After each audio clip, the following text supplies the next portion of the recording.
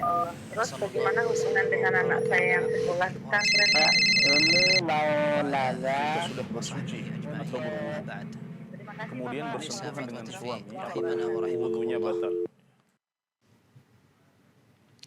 Bismillah. Assalamualaikum warahmatullahi wabarakatuh. Alhamdulillah. Alhamdulillahilladzi bini'matihi tatimmus salihat. Asyhadu an la ilaha illallah wahdahu la syarikalah. Wa asyhadu anna sayyidana wa nabiyyana Muhammadan abduhu wa rasuluhu alladzi la nabiyya wa la rasulahu ba'dah. Allahumma salli wa sallim wa zid wa barik wa an'im ala nabiyil karim Sayyidina Muhammadin wa ala alihi wa sahbihi ajma'in. Amma ba'd. Ma'asyiral muslimin wal muslimat, pemirsa Fatwa TV yang insyaallah diridhai oleh Allah Azza wa Jalla. Segala puji bagi Allah, Rabb semesta alam, yang dikarenakan nikmat-nikmat yang diberikan oleh Allah, amal ibadah dapat terlaksana, dan dikarenakan nikmat oleh Allah Azza wa Jalla, niat-niat baik hamba juga dapat terlaksana. Dan di antara kebaikan yang Allah berikan kepada kita ialah Allah masih memberikan kepada kita semangat untuk terus menuntut ilmu di jalan Allah dari berbagai wasilah. Dan di antara wasilah menuntut ilmu di jalan Allah ialah kita ikut serta di dalam acara live interaktif program Hidup Indah bersama dengan Sunnah yang dibimbing langsung oleh Al-Ustadz Dr. MH Hasan Ayatullah Hafizahullah Ta'ala.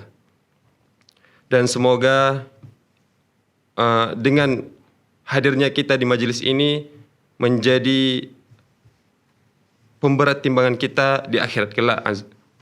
Amin, amin ya rabbal alamin. Dan pada kesempatan kali ini, alhamdulillah Al-Ustadz Dr. MH Hasan Ayatullah telah bersama kita di studio Fatwa TV Jember. Mari sama-sama kita sapa beliau terlebih dahulu. Ustaz, assalamualaikum. Waalaikumsalam warahmatullahi wabarakatuh. Alhamdulillah. Sehat. Berarti alhamdulillah sehat, Ustaz. Berarti ini live pertama antum setelah sidang kah, Ustaz? Atau sudah kedua, Ustaz? Iya, hampir kedua, tapi ini jadi nomor 1. Insyaallah, Ustaz. Dan insyaallah kita akan bersama Ustaz selama 1 jam mendatang. Biiznillah. Biiznillah insyaallah taala, Ustaz. Tapi Ustaz, seperti biasanya Ustaz, untuk mengawali live interaktif kita pada kesempatan kali ini, mungkin kita akan mengawali live ini dengan beberapa patah nasihat dari Ustaz. Baik. Mungkin untuk menambah semangat kita. Falyatafaddal mashkuran ma'jura. Bismillahirrahmanirrahim. Alhamdulillahirabbil alamin. Wa sallallahu wa sallama wa baraka ala abdihi wa rasulihi nabiyyina Muhammad wa ala alihi wa sahabatihi wat tabi'in wa man tabi'ahum bi ihsanin ila yaumiddin. Amma ba'd. Kaum muslimin dan muslimat, pemirsa Fatwa TV, pendengar Radio Sunnah dimanapun antum berada, semoga Allah Subhanahu wa ta'ala senantiasa melimpahkan kepada kita barakah pada rizki, ilmu, waktu, keluarga dan segala aktivitas yang kita laksanakan. Allah Azza wa Jal menyatakan dalam Al-Quran bahwa ada surga untuk orang-orang yang saleh. Akan tetapi tidak cukup saleh, yaitu orang-orang yang mampu mempertahankan kesalehannya. Karena hakikatnya orang berhasil adalah orang yang bisa mempertahankan ibadah, tauhid, ubudiyah kepada Allah Subhanahu wa ta'ala. Bukan hanya sekedar orang yang pernah mengenal saja, akan tetapi orang yang bisa mempertahankan ibadah tersebut sampai menghadap Allah. Ini yang dikenal dengan istiqamah. Istiqamah artinya seseorang berusaha untuk sabar, disiplin dalam menegakkan agama Allah Subhanahu wa ta'ala.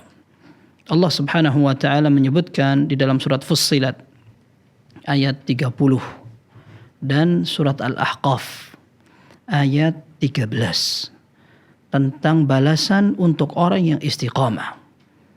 Ketika Allah menyatakan innal ladzina qalu rabbunallah thumma istaqamu tatanazzalu alaihimul malaikatu alla takhafu wa la tahzanu wa abshiru bil jannati allati kuntum tu'adun.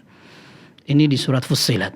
Allah mengatakan sungguhnya orang-orang yang mengatakan Rabb kami adalah Allah, kemudian mereka beristiqamah, continue, terus menerus untuk melaksanakan tauhidnya kepada Allah, maka malaikat akan datang memberi kabar gembira kepada mereka. Tidak perlu kalian takut, tidak perlu kalian sedih dan khawatir. Dan terimalah kabar gembira, kalian akan mendapatkan surga yang telah dijanjikan. Dalam surat Al-Ahqaf Allah juga demikian mengatakan, innal ladzina qalu rabbuna Allahu tsumma istaqamu fala khaufun 'alaihim wa lahum yahzanun. Sungguhnya orang yang mengatakan Rabb kami adalah Allah, kemudian mereka istiqamah di atas pernyataan tersebut, maka tidak ada kekhawatiran dan rasa takut untuk mereka. Ulaika ashabul jannati khalidina fiha. Mereka adalah penduduk surga yang akan kekal di dalam surga tersebut. Jazaan bima kanu ya'malun. Sebagai balasan dari apa yang telah mereka kerjakan. Istiqamah ini ditafsirkan oleh Ibnu Abbas radhiyallahu anhuma, istaqamu ala faraidih. Mereka terus istiqamah di atas apa-apa yang Allah fardukan.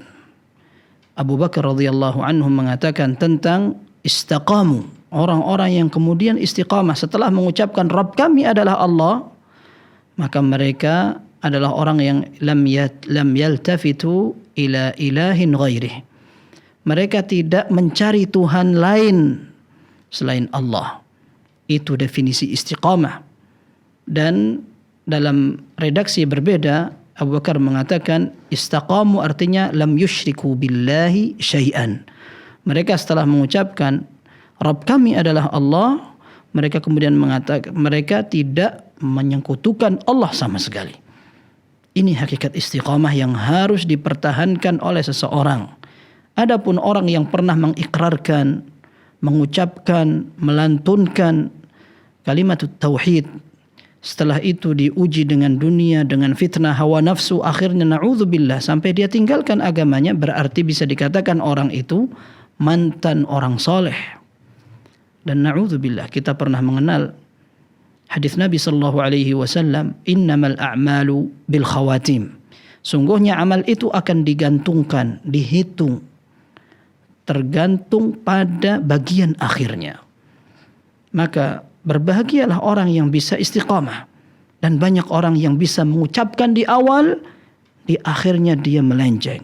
Maka Anas bin Malik radhiyallahu anhu disitir pernyataannya oleh Ibnu Rajab Al-Hambali, sekalipun beliau mengatakan, kata Ibnu Rajab, dalam sanadnya ada sedikit kelemahan. Anas bin Malik mengatakan, qad qalaha qaumun thumma kafara aktsaruhum. Kata-kata qalu rabbuna Allah, Rabb kami adalah Allah, telah diucapkan banyak orang, akan tapi setelah itu mereka kufur. Faman mata 'alaiha fahuwa min ahli istiqamah. Dan orang yang bisa meninggal dalam keadaan yang telah dia ikrarkan, maka dialah orang yang dikatakan istiqamah. Maka istiqamah ini harus diupayakan, harus diperjuangkan, dipelajari, kemudian betul-betul harus diusahakan, kemudian dimintakan pertolongan kepada Allah agar bisa dilaksanakan. Kalau tidak, maka seseorang tidak akan mendapatkan hidayah. Maka di dalam Al-Quran Allah Azza wa Jalla juga menyatakan fastaqimu ilaihi wastaghfiruh. Beristiqamalah kalian kepada Allah Subhanahu wa taala dan mintalah ampun kepadanya. Kata Ibnu Rajab Al-Hambali, sekuat apapun seseorang berusaha untuk istiqamah, pasti tidak luput dari kekurangan. Maka Allah perintahkan istiqamah, setelah itu diikuti dengan istighfar, minta ampun kepada Allah.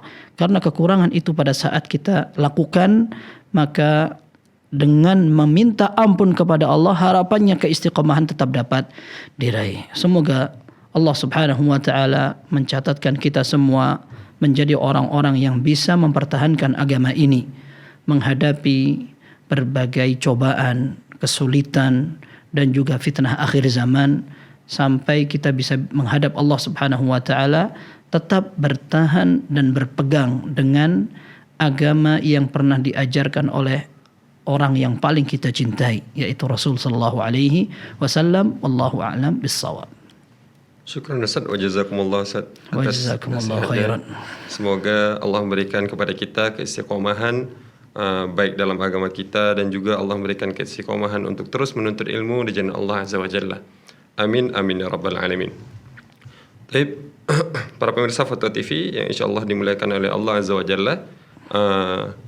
Sebelumnya kita akan menginformasikan bahwasanya acara live interaktif Hidup Indah dengan Sunnah ini bersama Al-Ustadz Dr. MH Hasan Ayatullah merupakan program acara yang dimana para pemirsa bisa menanyakan langsung permasalahan-permasalahan yang mungkin sedang pemirsa alami, tentunya sesuai dengan temanya.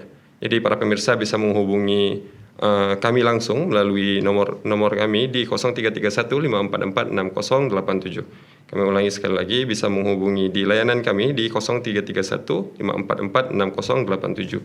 Dan kami informasikan bahwasanya acara ini juga dapat Anda dengarkan melalui radio yang terhimpun diantaranya Radio Sahabat Tegal, kemudian ada Radio MD FM Probolinggo, ada Radio Sago FM Sumatera Barat, kemudian ada Radio Al Hikmah Banyuwangi, kemudian Radio Tuah FM Riau, dan Radio Mas FM Seragen. Dan untuk mungkin mempersingkat waktu, Ustaz, mari langsung kita ke inti acaranya, Ustaz. Baik. Sebelum kita sembari menunggu penelpon yang masuk, kita akan membacakan beberapa pertanyaan yang telah masuk ke Dewan Redaksi kita, Ustaz. Baik. Ada pertanyaan dari Awaludin Sinaga, dan sepertinya pertanyaan ini sama dengan pertanyaannya Ummu Aisyah juga.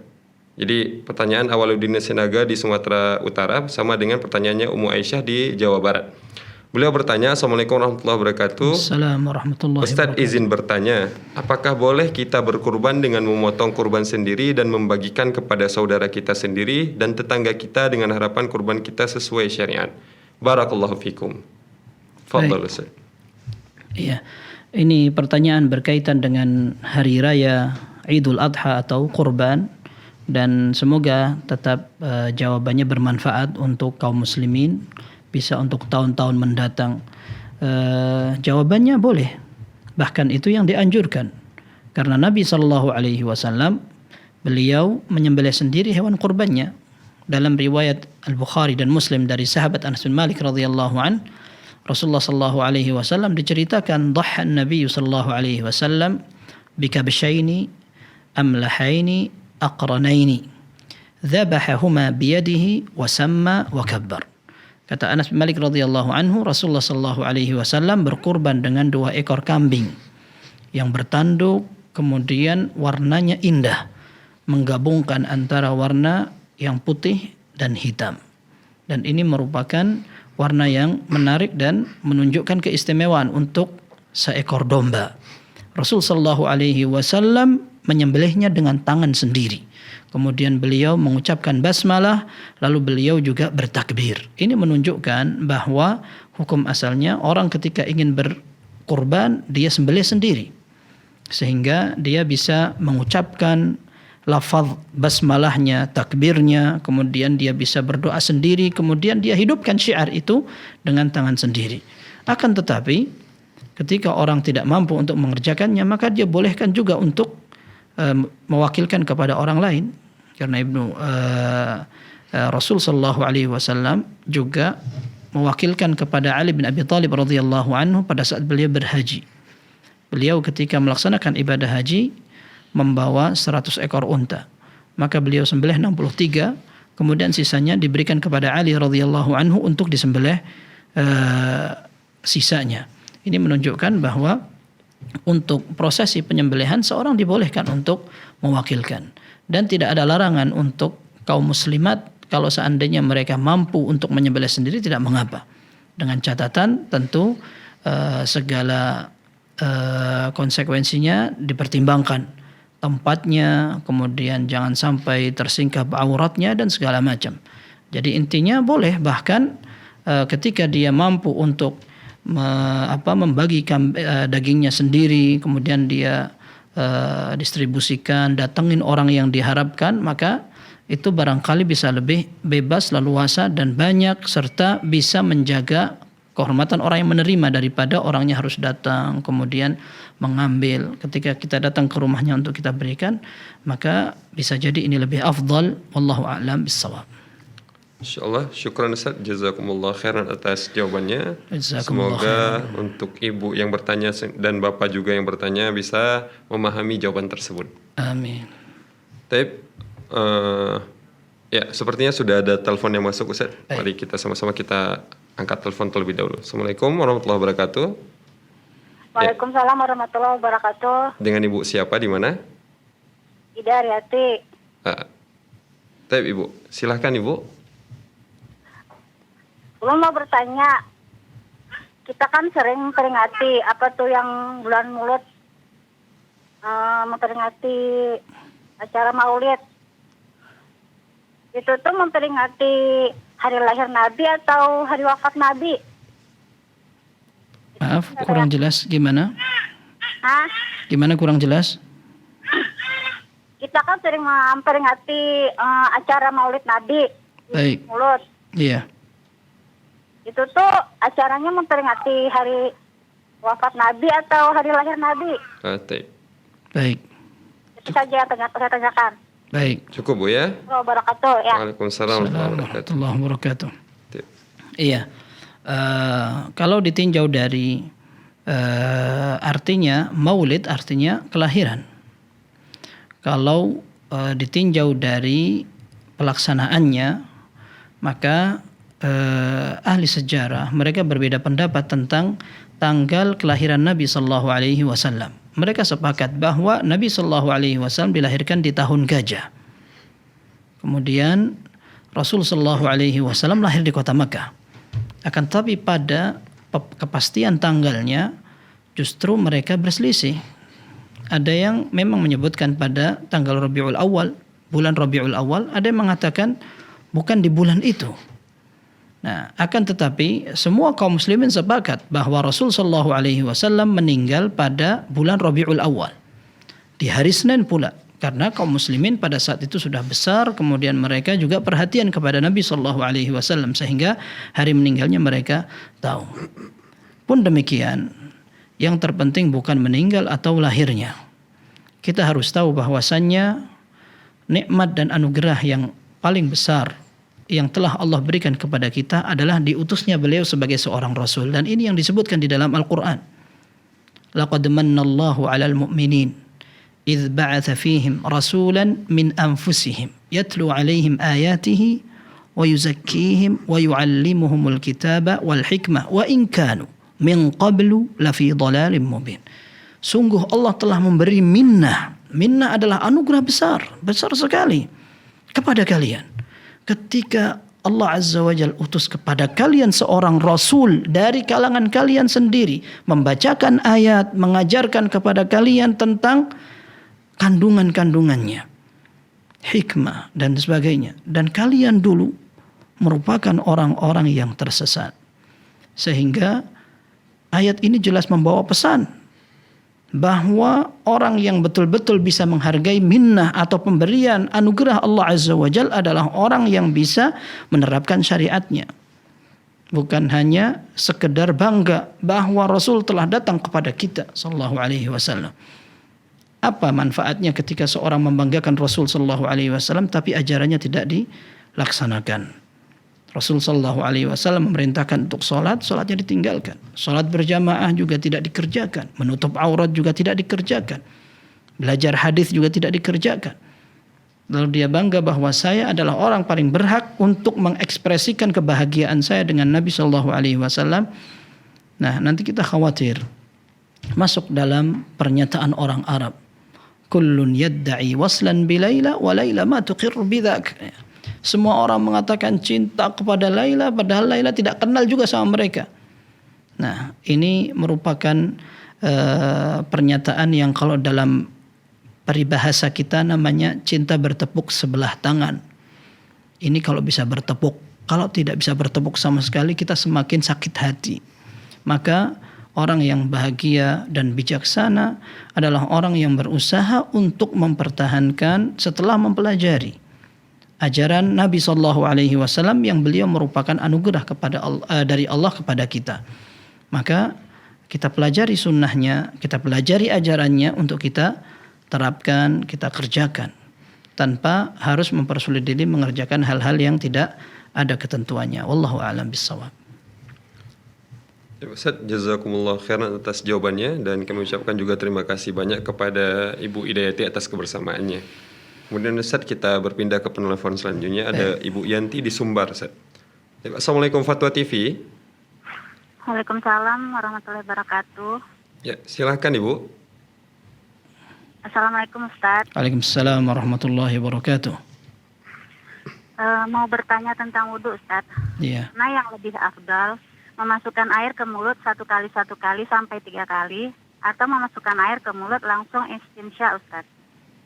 Terus yang pertanyaan kedua, Ana pernah mendengar dari TV Sunnah bahwa disunahkan membaca Assalamualaikum ketika akan masuk kamar. Apakah ini hadisnya sahih Ustaz?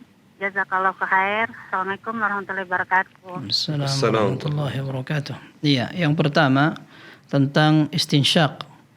Kalau seandainya seorang bisa untuk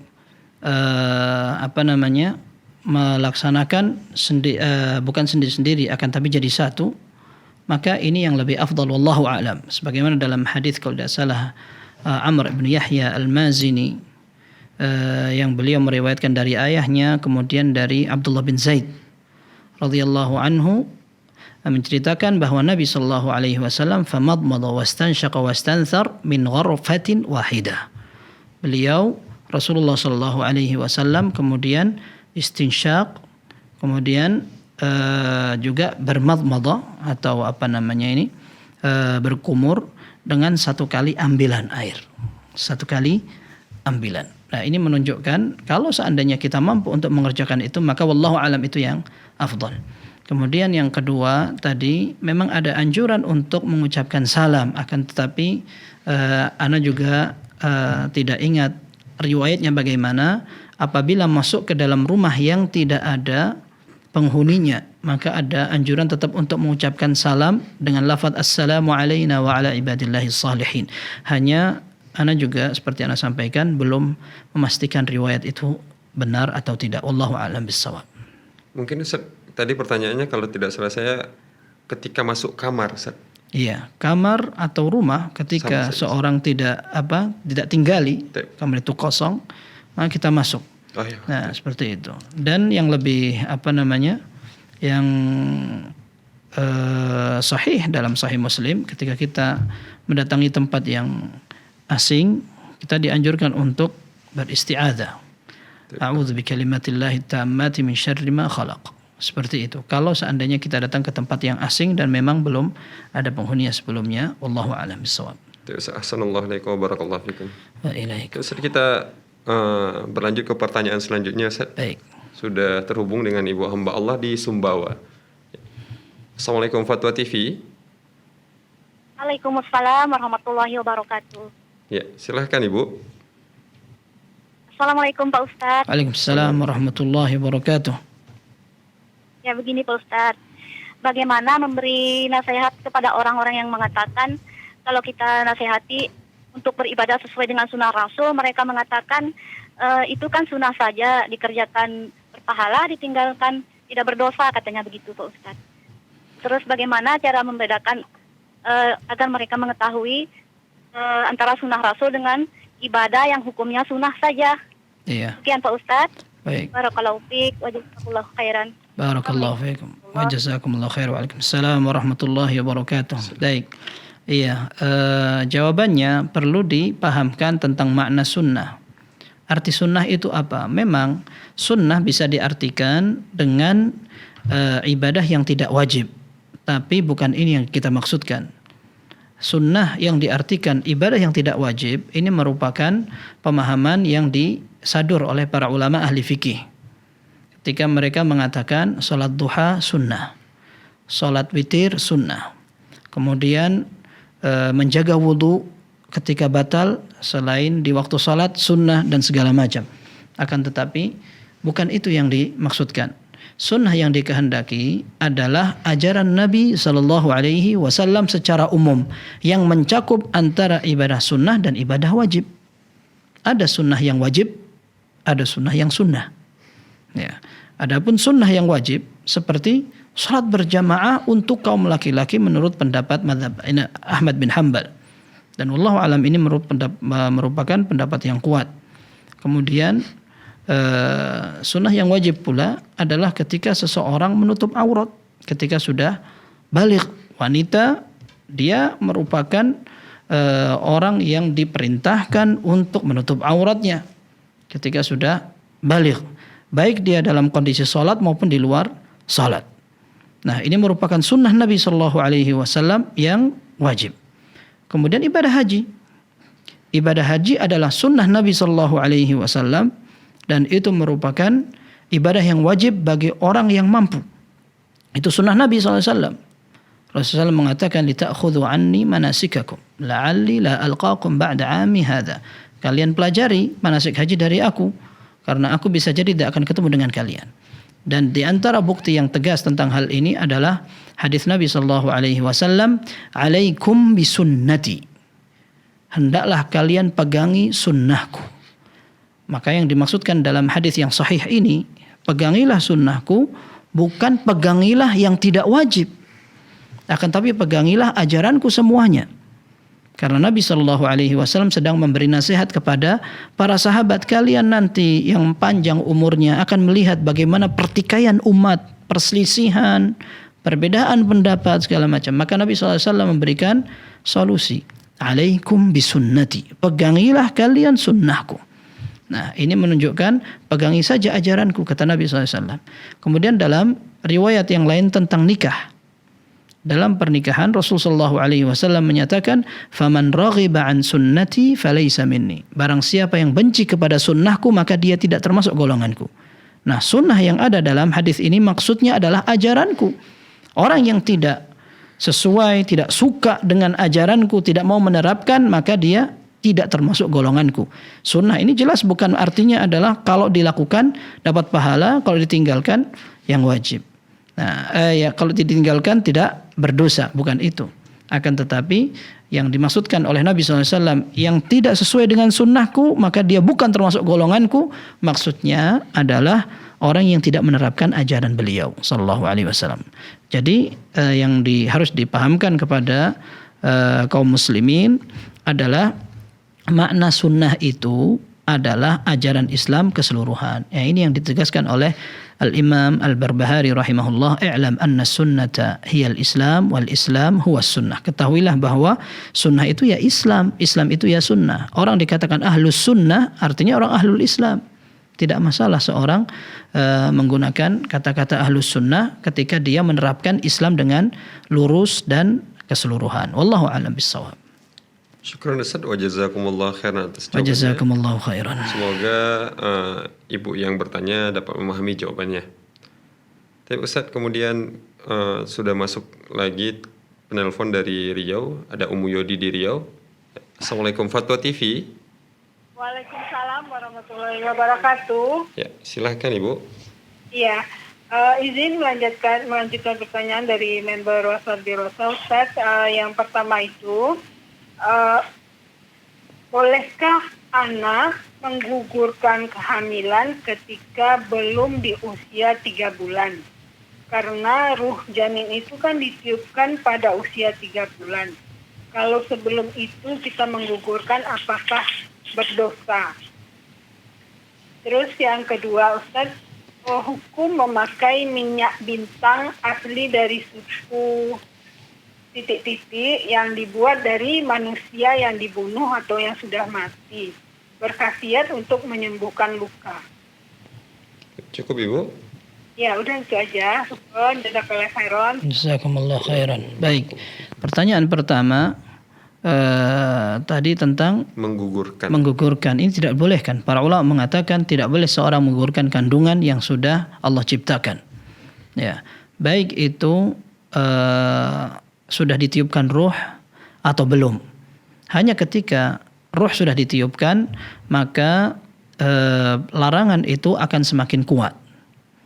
Nah, para ulama memberikan pengecualian apabila janin yang di dalam perut didiagnosa oleh dokter yang terpercaya bahwa dia cacat dan bisa berbahaya apabila dibiarkan terus berkembang dalam perut ibunya.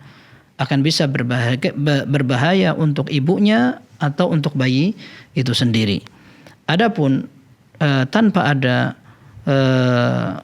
penyebab sama sekali, maka seorang tidak boleh menggugurkan janin yang sudah terbentuk dalam perut dan Allah sudah ciptakan. Apapun alasannya, kalau seandainya memang tidak ada uzur sama sekali. Kalaupun sudah ditiupkan ruh, maka larangan itu akan semakin dipertegas kembali. Tapi kemudian yang kedua adalah menggunakan minyak yang dibuat dari manusia. Wallahu a'lam.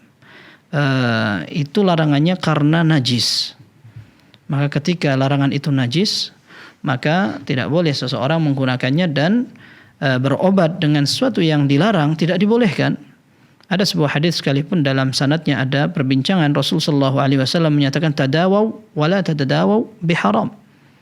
Ya, kalian berobatlah tapi jangan berobat dengan yang haram. Dan obat yang disebutkan di dalam syariat ada banyak yang tidak sampai kepada derajat keharaman. Di antaranya ada madu, ada ruqyah, ada bekam, kemudian ada habbatus sauda dan lain sebagainya, tanpa harus menggunakan obat-obat yang dilarang ketika bercampur dengan sesuatu yang memang diharamkan oleh syariat. Terlebih ketika seseorang hanya mendengar berita yang belum bisa dipastikan kejelasannya, tidak melalui sebuah uji klinis dan sebagainya, maka bahayanya bisa berlipat dari sisi syariat dan juga dari sisi medis. Wallahu a'lam bissawab. Syukran Ustaz wa jazakumullah khairan atas Barakallahu jawabannya. fiik, jazakumullah Dan khairan. mengucapkan juga jazakumullah khairan kepada Ummu Yodi yang telah membersamai acara ini. Syukran wa jazakumullah khairan. Tapi kami mengajak kembali para pemirsa dimanapun Anda berada untuk bisa bertanya langsung kepada Ustaz Dr. MH Hasan Ayatullah, tentunya dengan tema yang memang sesuai dengan program ini, yaitu Hidup Indah dengan Sunnah. Jadi para pemirsa bisa menghubungi kami langsung di layanan kami di 0331544687. Ulangi sekali lagi, para pemirsa yang ingin bertanya langsung bisa menghubungi kami di layanan kami di 0331544687. Tapi Ustaz, mungkin sembari menunggu penelpon selanjutnya Ustaz, kita akan bacakan satu pertanyaan dari Siti Nur Qori'ah di Yogyakarta. Assalamualaikum warahmatullahi wabarakatuh. Ustaz, saya memiliki teman yang ingin sekali hijrah. Tapi saat ini dia sedang kuliah vokal di kampus musik. Dia akan lomba paduan suara di Korea. Dia suka tapi takut karena lagu yang dinyanyikan adalah lagu gereja. Dia anak pertama dan orang tuanya sangat takut kalau dia keluar dari musik. Orang tuanya sudah menghabiskan banyak biaya untuk dia. Dia sudah menjelaskan ke orang tuanya, tapi untuk tidak berangkat ke Korea harus mencari pengganti yang mau bernyanyi. Mohon solusinya Ustaz. Fadhal Ustaz. Baik. Tentu seorang anak dituntut untuk berbakti kepada orang tua. Dan tidak boleh mengecewakan orang tua sebisa mungkin. Dia diperintahkan dalam Al-Quran, wabil walidaini ihsana, dan berbuat baiklah kepada kedua orang tua.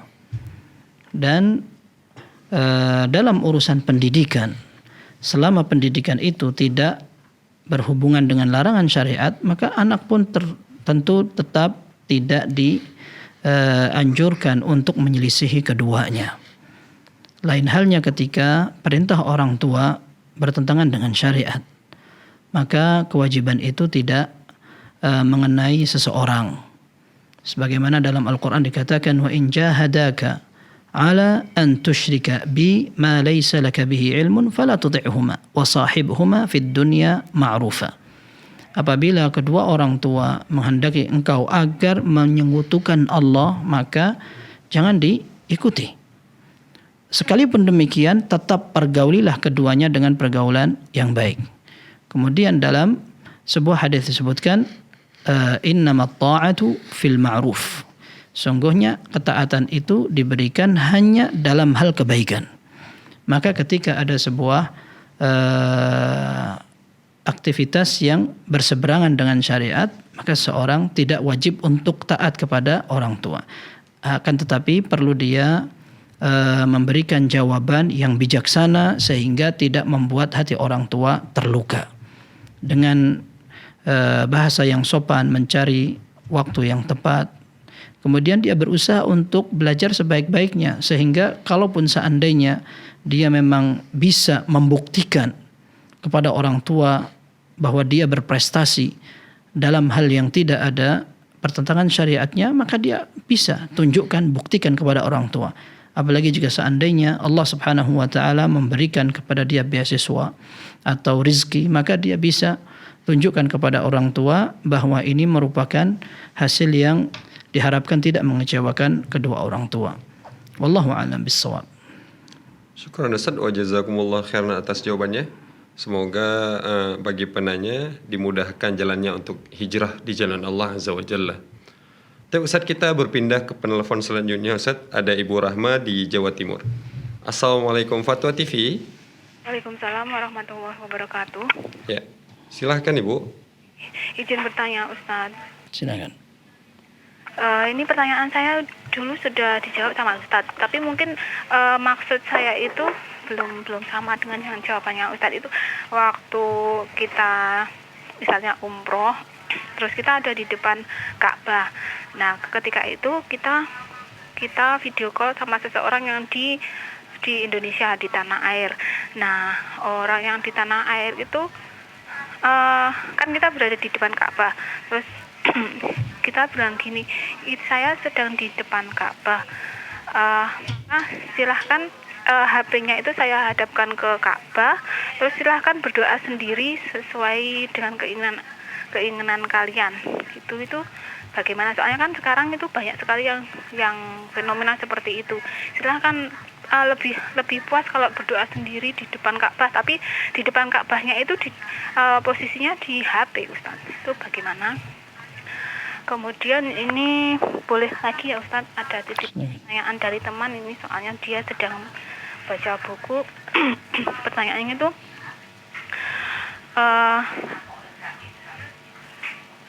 sholat itu kan perintah dari Allah ketika Isra Mi'raj Nabi Muhammad SAW. Kemudian sebelum Nabi Muhammad itu kan nabi-nabi itu juga ibadahnya itu bagaimana? Apakah mereka juga menjalankan sholat atau ritual ibadahnya itu seperti apa? Itu satu. Terus kemudian kedua itu Nabi Musa sama Nabi Ibrahim itu duluan mana masa hidupnya? Itu pertanyaan dari teman saya, seperti itu. Saya belum bisa jawab. Gitu aja mungkin Ustaz. Baik. Barakallahu fikum, jazakallahu khairan. Assalamualaikum. Waalaikumsalam warahmatullahi wabarakatuh. Yang pertama, fadilah tempat bisa didapatkan apabila orangnya datang, bukan hanya melihat gambar. Kalau seandainya tadi alasannya silahkan berdoa langsung di depan Ka'bah dengan video call, kenapa tidak sekalian dia lihat live-nya TV Makkatul Mukarramah dari rumah, 24 jam dia melihat Ka'bah dari rumahnya dengan menggunakan kamera yang lebih bagus dan standar perekamannya lebih kuat. Apa bedanya dengan yang demikian? Kan ini juga sama, live langsung disiarkan oleh TV Makkatul Mukarramah, kita bisa melihat, mengikuti dari Indonesia. Dan kita juga kalau seandainya dengan alasan tadi kita berdoa langsung depan Ka'bah, ya, tapi melalui kamera. Tapi hukum asalnya kita sedang tidak di sana. Sehingga kalau seandainya ada sholat jamaah yang dilakukan di sana, kita ingin bermakmum dari sini sekalipun kameranya segede di tembok rumah kita tetap tidak bisa dibenarkan. Karena memang hukum asalnya kita tidak sedang dalam satu tempat. Wallahu a'lam bissawab. Akan tapi kita perlu paham bahwa berdoa kepada Allah tidak harus datang ke sana. Kita berdoa di rumah sendiri, di tengah kamar juga sendiri, Allah tetap mendengar. Karena Allah Subhanahu wa taala yang merintahkan kita beribadah di Mekah juga memerintahkan ibadah sedang kita di tanah air, di kampung halaman. Maka tidak perlu seorang takalluf atau mempersulit diri harus berdoa sampai ada orang umroh dititipi, nanti kalau sampai sana panggil nama saya. Kemudian kalau sampai sana ayo kita video call, saya pengen juga ikut syahdu, mengikuti kekhusyuan ibadah jamaah umrah. Tidak perlu seperti itu. Mau berdoa dari kamar, Allah Azza wa Jalla mendengar sama dengan orang-orang yang sedang berdoa di dekat Ka'bah atau yang semisalnya. Wallahu a'lam bishawab. Kemudian yang kedua tadi tentang salatnya para anbiya dan umat-umat mereka, para nabi. Ada memang di dalam beberapa riwayat secara umum saja bahwa mereka juga memiliki salat, memiliki puasa dan juga memiliki haji.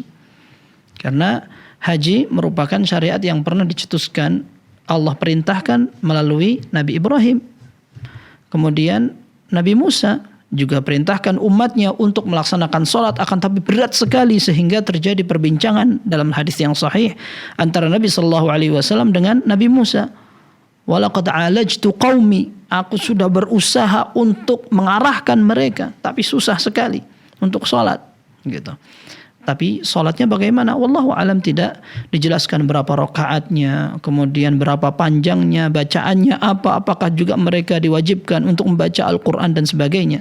Dalam Al-Qur'an disebutkan walikulli ummatin ja'alna walikullin ja'alna minkum syir'atan wa minhaja. Masing-masing di antara kalian kami buat metode dalam beribadah sendiri-sendiri.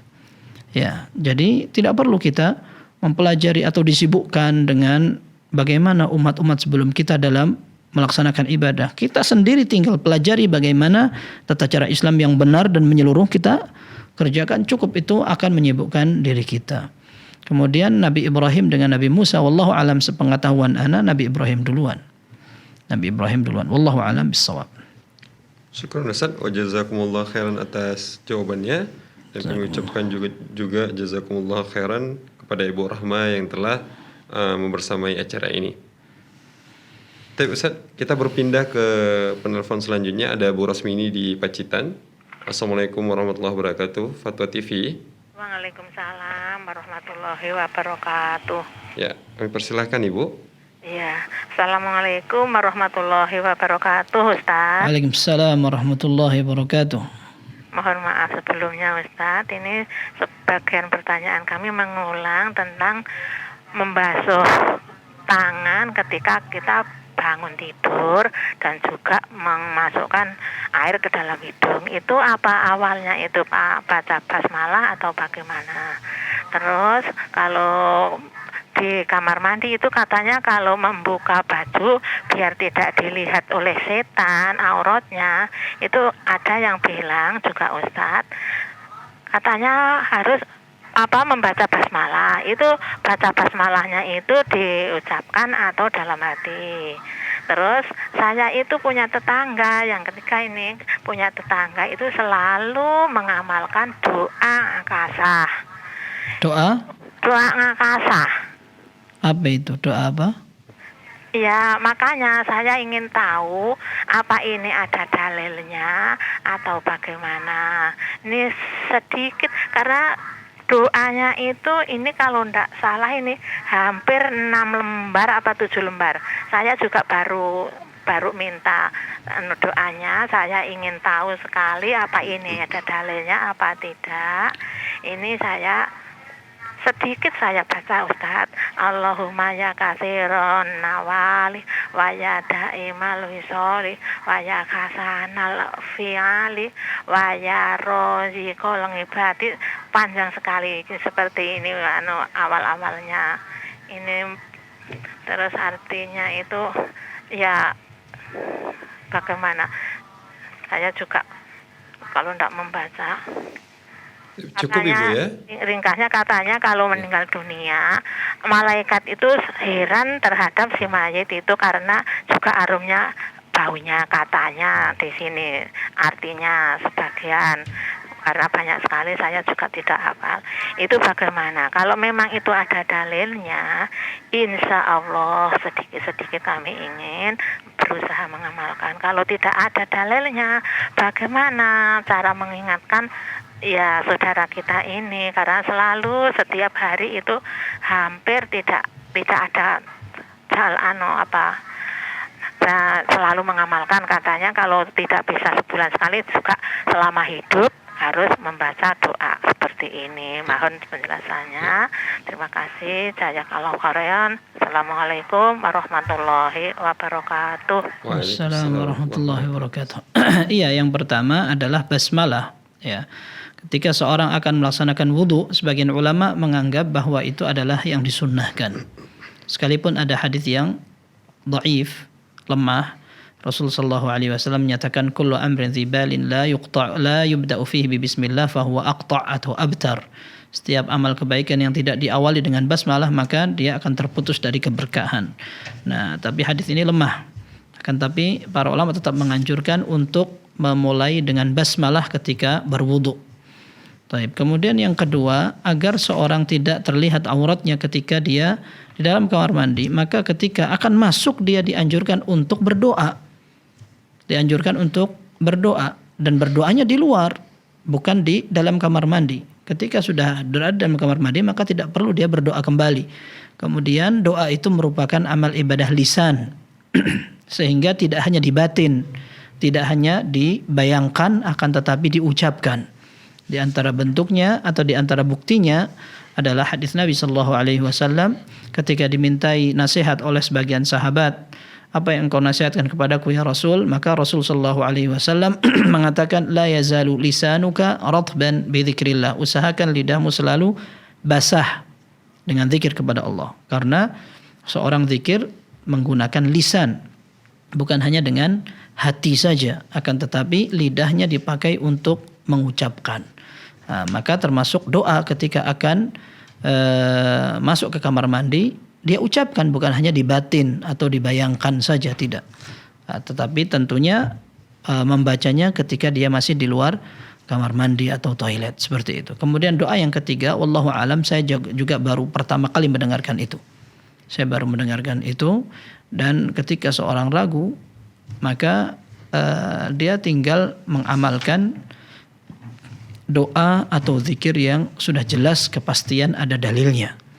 Adapun masih meragukan, maka kita tidak perlu merepotkan diri dalam mempraktekkan sebuah amal yang belum kita ketahui apakah itu ada dasarnya atau tidak. Wallahu a'lam bishawab.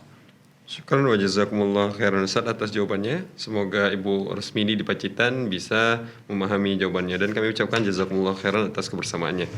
Kemudian Ustaz, kita berpindah ke pertanyaan selanjutnya, ke penanya selanjutnya. Ada Bapak Ruslan di Banjarmasin. Assalamualaikum Fatwa TV. Waalaikumsalam warahmatullahi wabarakatuh. Ya, kami persilahkan Bapak.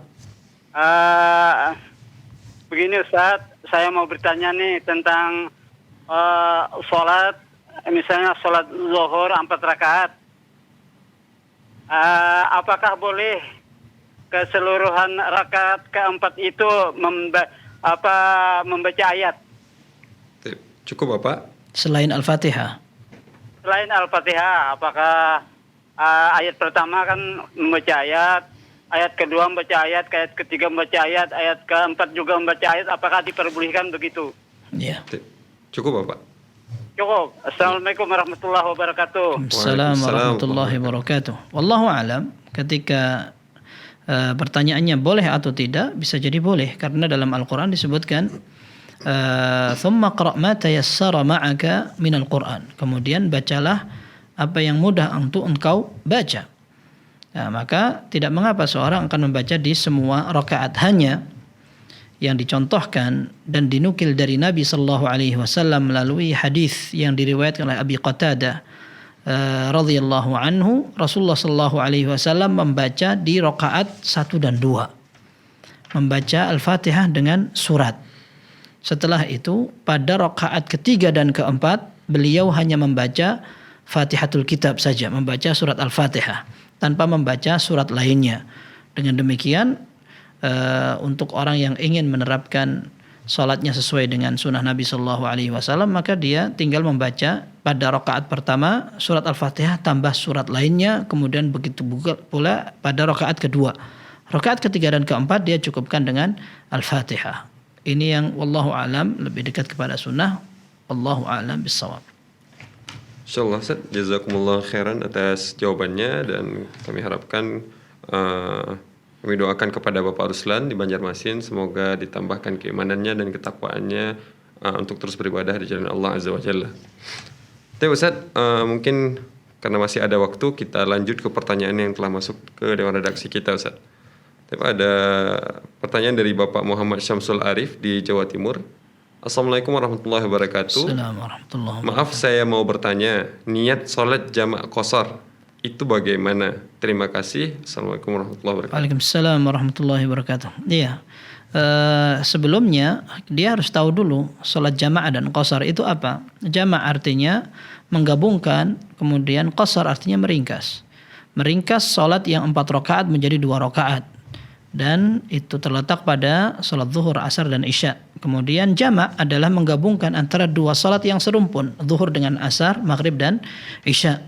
Ketika sudah ada waktunya, kemudian penyebabnya, dia sedang melakukan safar misalkan, kemudian semua syaratnya juga terpenuhi, maka dia laksanakan itu dan niatnya tidak usah susah-susah. Niatnya ya tinggal apa yang dia inginkan dalam hati dia niatkan. Sebagaimana ketika misalkan ada orang sedang melakukan perjalanan di mobil dan dia sedang di tengah tol, kemudian dia dengar azan dan dia memang sedang safar atau bepergian jauh, perjalanan yang jauh, maka dia niatkan, saya akan sholat ketika saya sampai ke tempat tujuan dan itu mungkin sampainya di waktu asar.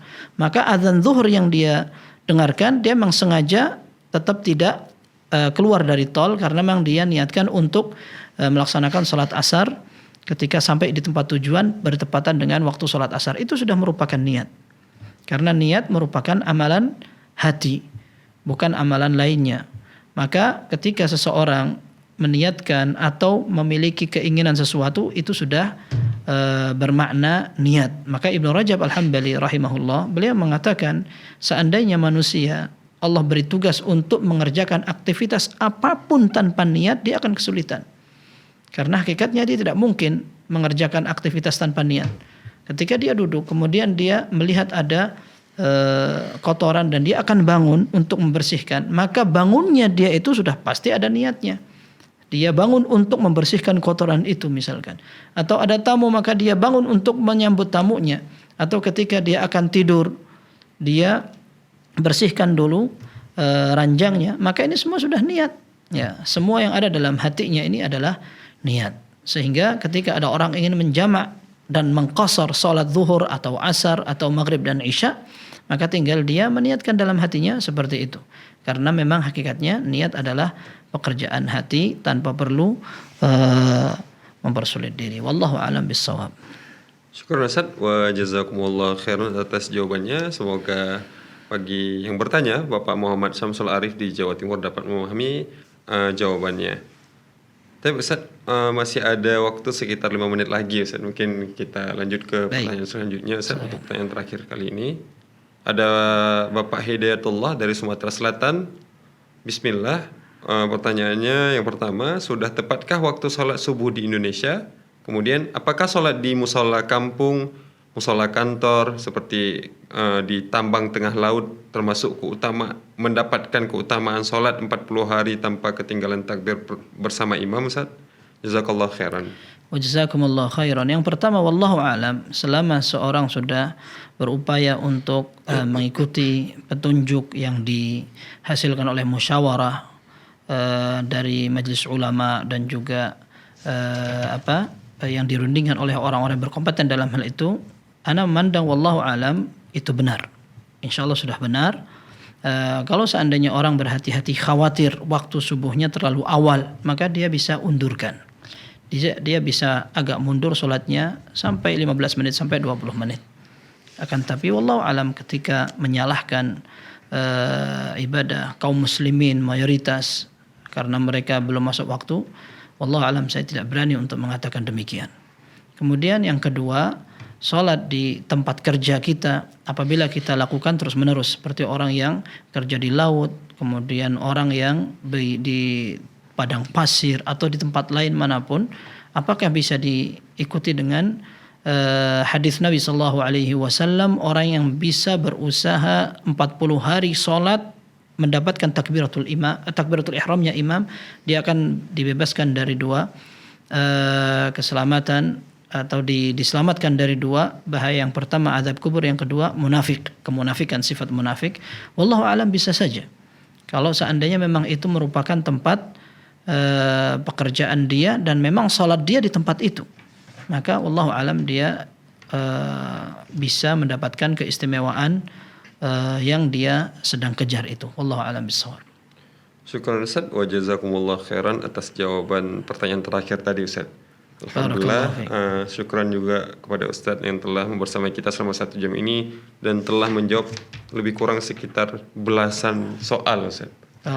Soalan umat.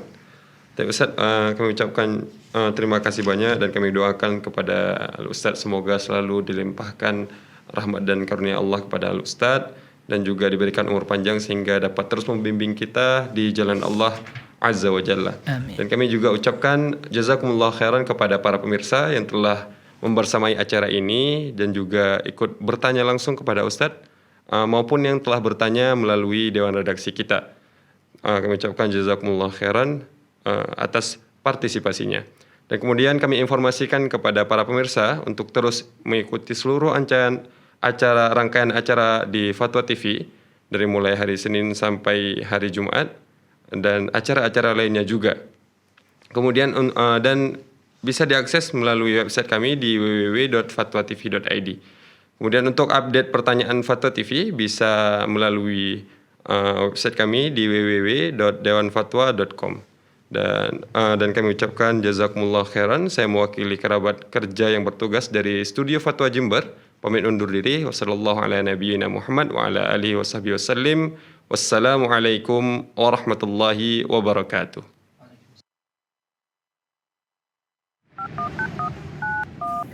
Terus bagaimana hubungan dengan anak saya yang sekolah di pesantren? Ini mau nanya. Jika sudah bersuci atau berwudu, kemudian bersentuhan dengan suami atau wudunya batal.